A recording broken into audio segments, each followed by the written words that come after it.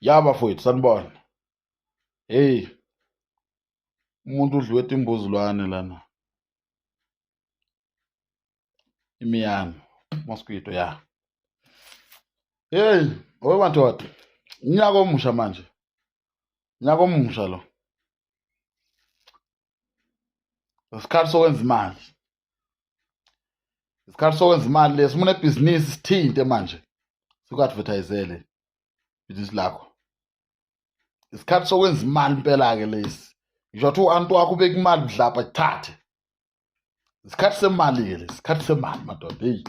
Vukani bafowethu, vukani nisebenze, nihlanganise, niphante, nenze yonke lento. Makutshontshe katshontsha phela manje. Makuthi akusebenzeki, tshontsha. Thatha impela nje. Isikhathi semali lesi. Makuthi nebhizinisi ufuna siku-advertise lona ibhizinisi lakho, nca inamba lapha phezulu. Lethi into yakho siku-advertise, ukucharge kodwa. Kodwa ngikucharge kancane ngoba umuntu omnyama. Abamhlophe yibona bashaja kakhulu. Ya. Isikhathi sokwenza imali lesi bafowethu. Isikhathi sokusebenza lesi, isikhathi somsebenzi. Uma unenkinga, fona futhi nakhona usho inkinga yakho sibone singasizana kanjani. Akekho umuntu esizomlahla kulo nyaka lo. Ya, kulo nyaka siyavusana bafowethu kulo nyaka. Makuthi akusebenzeki woza. Sibone singamisa kanjani. Sibambe inkozi, zilahlile imoto zemali. Amatekisi alahlile, i-Roots ilahlile, i-Shoprite ilahlile, iSpar ilahlile, yonke into ilahlile manje. Sitshontsheni mafowethu, hey.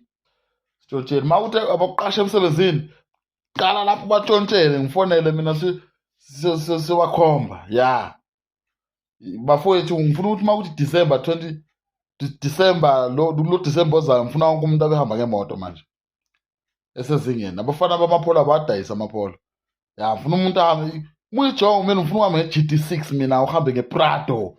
Muyindoda uhambe ngeSuzu into yabo nje. Ya, ngifuni mina umfana ohamba ngepolo mina. Ngimfuna umfana mina ohamba ngeTezi no.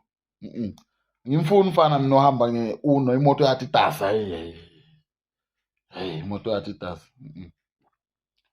Angimfuni mina umfana mina ohamba ngenyawo. Uyatyper. So, typing no. Lo nyaka lo bafowethu siyasebenza phela kulo nyaka, siyasebenza sihlale. So ngicela ngandla wethu uma kwabe unebhizinisi okanye any business, imini umnikazi we-content ngizobe sengenza i-content. Gibela phezu kwebhizinisi lakho, fake inamba yakho lapha kunjani escreenini, si-advertise ibhizinisi lakho abantu bathenge mabethenga. Mawudayisa umzimba nakhona balithenge leli didi leli. Ya. Khona uzovidika mhlathi kanyoko. Ya. Nakhohlwa ukusubscribe lapha.